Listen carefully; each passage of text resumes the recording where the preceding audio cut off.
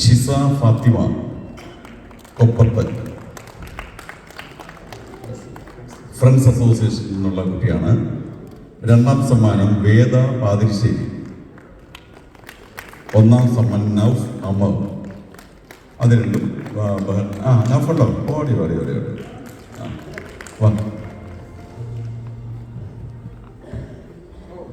അഭിനന്ദനങ്ങൾ. അടുത്തത് കത്തെഴുത്താണ്. സൂര്യകാന്തി, ഏറ്റവും സീനിയർ അല്ലേ? സീനിയർ സൂര്യകാന്തി. ആവണിപതി മൂന്നാം സമ്മാനം ഇല്ല. രണ്ടാം സമ്മാനം നില ബിനീഷ്,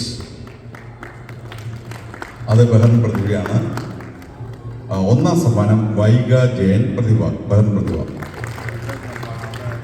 ആരുമില്ല? ഓക്കെ, എല്ലാവർക്കും അഭിനന്ദനങ്ങൾ. കഥയെഴുത്ത് സൂര്യകാന്തി 2. മൂന്നാം സമ്മാനം അമേഘ് ബൈജു BKS. രണ്ടാം സമ്മാനം ശ്രേയ ജയൻ BKS. ഒന്നാം സമ്മാനം ശ്രേയൻ കൃഷ്ണ വ്യാസഗോകുലം, വ്യാസഗോകുലത്തിൽ നിന്നുള്ള കുട്ടിയാണ്. 3 പേർക്കും അഭിനന്ദനങ്ങൾ. സോറി, ഒരെണ്ണം കൂടിയുണ്ട്.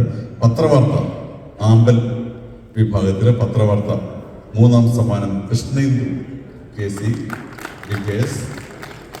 രണ്ടാം സമ്മാനം ആദിനാഥ് അനീഷ് BKS.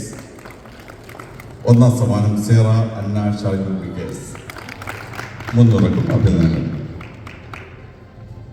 അടുത്ത ആസ്വാദനക്കുറിപ്പ് ആമ്പൽ 2.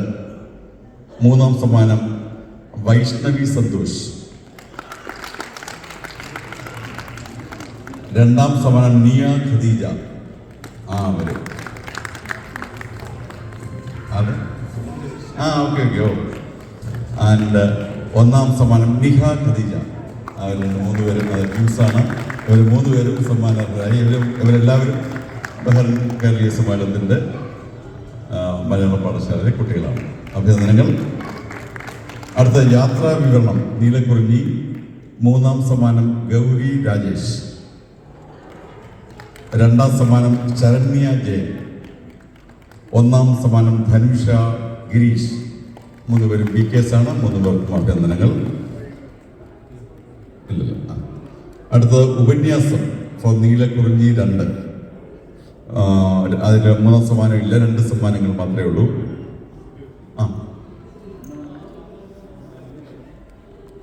മോനെ ധനുഷാണോ?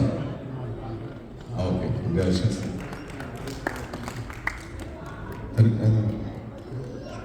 ധനുഷൻ മോന്റെ പേരെന്താ? നേരത്തെ ശരി. ഓക്കെ, പത്രവാർത്ത 2 സ്ഥലം. ഇത് പിന്നെ യാത്രാ വിവരണം 1-ാം സമ്മാനം.